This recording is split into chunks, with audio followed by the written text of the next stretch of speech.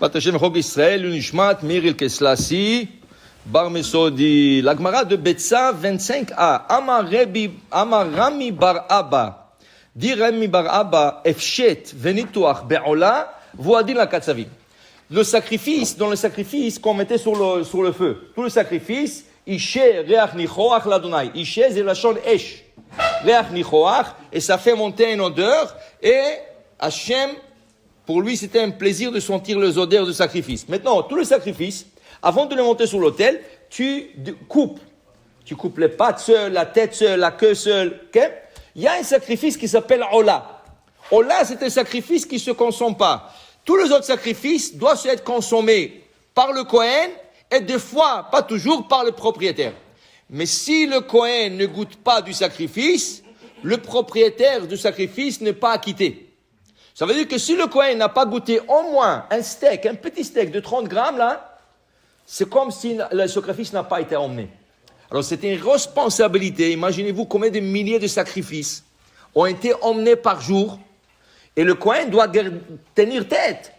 Parce qu'il y a des sacrifices qu'il peut manger en 2 jours et une nuit. Alors il peut dire, ok, ça j'ai encore un jour pour le manger. Mais il y a des sacrifices comme Korban Toda, il doit le manger le jour et la nuit, avant minuit. Okay? Et s'il ne goûte pas, tout le sacrifice ne vaut rien. Alors imagine-toi, le gars il a acheté un taureau pour $1000.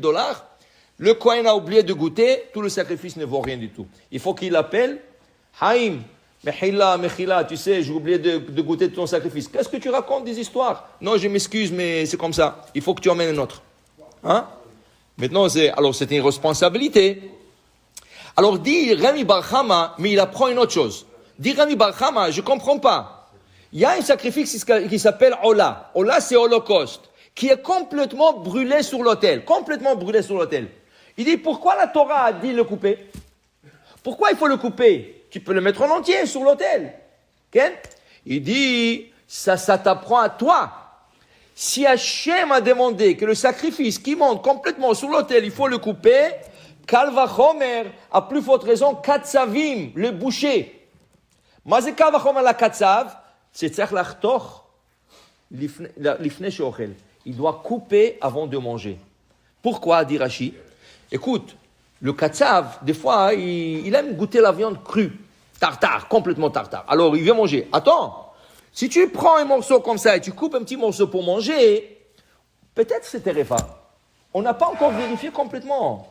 Quand tu vas le couper en morceaux, là, tu vas voir, il manque un morceau ici, il y a un trou ici. Alors, viens, on vérifie tout l'animal. Mais si tu es trop pressé pour couper, pour manger, il y a un problème. Alors, la Torah t'a appris derech eretz, ne sois pas pressé pour manger. Attends. Okay? Quand tu arrives dans un restaurant, tu as faim, tu veux manger. La Teuda. Est-ce qu'il y a une Teuda? Des fois, tu rentres dans un restaurant, tu vois le gars avec la barbe, avec la kippa, mais il y a ni Teuda, ni rien du tout. Alors tu lui demandes, non, tu vois pas la photo de Baba Saleh? Tu vois pas Baba Saleh ici sur le mur? C'est vrai. Si Baba Saleh serait là et toi tu serais sur le mur, j'aurais mangé, mais pas Baba Saleh là-bas. Tu comprends? Alors, il ne faut pas être pressé.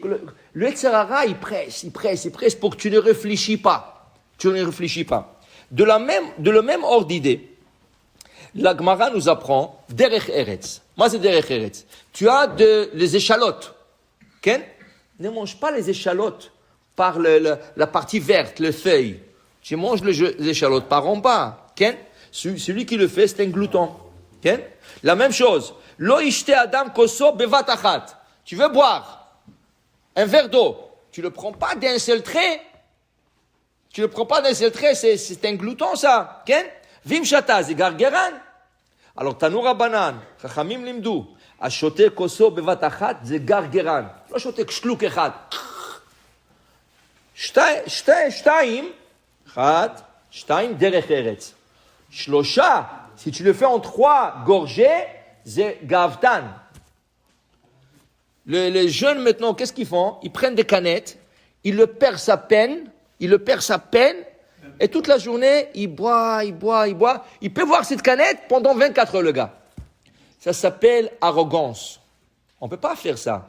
Il y a une manière de boire, une manière de se conduire. Tu comprends? Même chez le roi et tout ça, il y a des protocoles. le fourcheau et la fourchette. Ici, tu ne manges pas. Quand tu manges de la soupe, il y en a quand ils mangent de la soupe, on dirait une traîne. Oh. Derech eretz, tu manges doucement, tu manges pas, tu fais pas du bruit. Tu as envie, lo simra sheshoti marak. Okay? Ça, c'est derech eretz. Ça, c'est la Torah. C'est pour ça qu'on dit derech eretz kadma la Torah. Il y a des choses que quand tu les fais et les gens te voient, ils disent quoi, ça c'est la Torah. Alors ils commencent à dénigrer la Torah à cause de toi. Parce que toi tu es considéré religieux et ils disent regarde, il y en a qui cherchent des prétextes ce jour. Hein. Ils cherchent toujours qu'un religieux fasse une bêtise. Ah, tu vois les religieux, c'est pour se justifier. On ne parle pas de ça. On parle de choses que tu fais et qu'il faut avoir un peu derech eretz pour que les gens voient des manières de conduite. Tu comprends? Ils voient une manière de conduite, ils voient une gentillesse, ils voient une bonne manière de conduite. Alors ils disent, je t'abarre chez moi, regarde la Torah. Parce que derrière, ça prend. Alors regarde, même comment boire et comment manger, c'est écrit dans la Torah, dans la Gemara. T'as vu? Kol davar, katouv. Rien qu'il faut chercher. Alors pour dire, voilà, la Gemara continue. La Gemara dit, regarde, dans la nature, Hachem a mis des plantes et des fruits, qu'on peut apprendre d'eux. Okay? Qu'on peut apprendre d'eux. Comment, par exemple, il dit ici, il y a une plante qui s'appelle Chatsuba. Qu'est-ce que Chatsuba? Okay? Il dit Chatsuba, c'est une herbe, c'est une plante, une plante, que les racines vont tout droit au bas de la terre. Les racines ne s'étalent pas comme ça. Toutes les racines, normalement, s'étalent. La Chatsuba et les racines vont directement droit. Lama Akadosh Baruch Hu a créé une plante comme ça. Tu peux dire non, c'est une plante. Non. Lo, stam, Akadosh Baruch Hu bara et ze. C'est pas pour rien. Lama, Omer Rashi, shemekatea ragle areshaim leyom adin. Un rachat, qu'est-ce qu'il fait? Il s'étale. Il prend de celui-là, il vole de celui-là, il enlève de celui-là. Akadosh Baruch Hu, tu sais qui va le juger au Lamaba? La Hatsuba va le juger. Tu vois pas cette plante que j'ai mis dans le monde? Regarde, elle va tout droit. Elle ne prend pas du terrain du voisin. Elle ne prend pas de la terre du voisin. Elle ne boit pas de l'eau du jardin du voisin. Tu comprends? Elle va tout droit. Elle prend sa place, pas plus que ça. Pourquoi toi, tu es parti voler de l'autre? Okay? Alors la Hatsuba, cette plante va te juger. Après, il dit ici,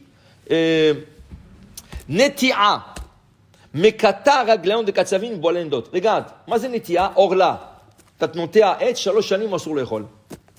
ans, tu ne peux pas goûter des fruits d'un arbre qui a été planté.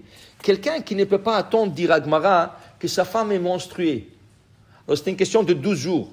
12 jours, 13 jours, ça dépend. Et toi, tu dis, non, je veux ma femme.